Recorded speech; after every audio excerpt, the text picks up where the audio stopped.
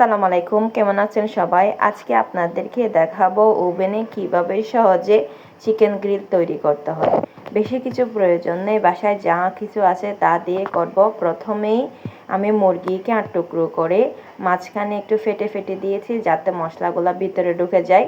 তারপর প্রয়োজন মতো হলুদ, লবণ, মরিচ, ধনে গুঁড়ো, গোলমরিচের গুঁড়ো, গরম মশলা সামান্য, আদা রসুনের পেস্ট দিয়েছি, পেঁয়াজের শুকনো গুঁড়ো দিয়েছি, সামান্য সয়া সস, সামান্য ওয়েস্টার সস, একটু দিব টমেটো সস। সবগুলো উপকরণ যখন দিয়ে হয়ে যাবে ভালো করে আমি মেখে নিব। মেখে নেওয়ার পরে 1 ঘন্টা থেকে 2 ঘন্টা ম্যারিনেট করে রেখে দিব। আপনাদের সময় না থাকে ইনস্ট্যান্ট তৈরি করা যায়, সেক্ষেত্রে মশলাগুলো একদম ভালোভাবে মাখতে হবে আপনাদের।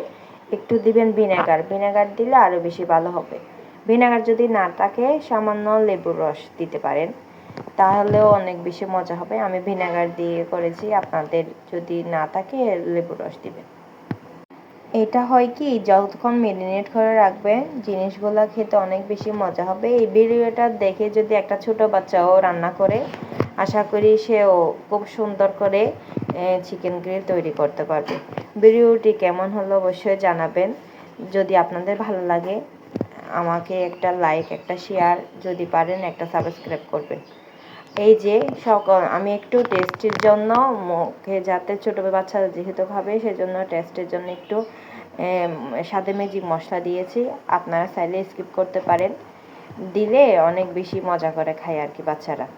আমি 1 ঘন্টা ম্যারিনেট করে রেখে দিয়েছিলাম। এখন সামান্য একটু তেল ব্রাশ করে ওভেনের যে থালাটা আছে সেটার মধ্যে দিয়ে 180 ডিগ্রি সেলসিয়াসে ওভেনের মধ্যে ঢুকিয়ে দিব।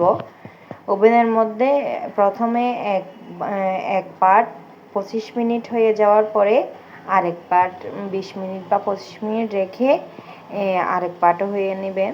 তারপর 40 থেকে 50 মিনিটের মধ্যে আশা করে হয়ে যাবে আপনাদের।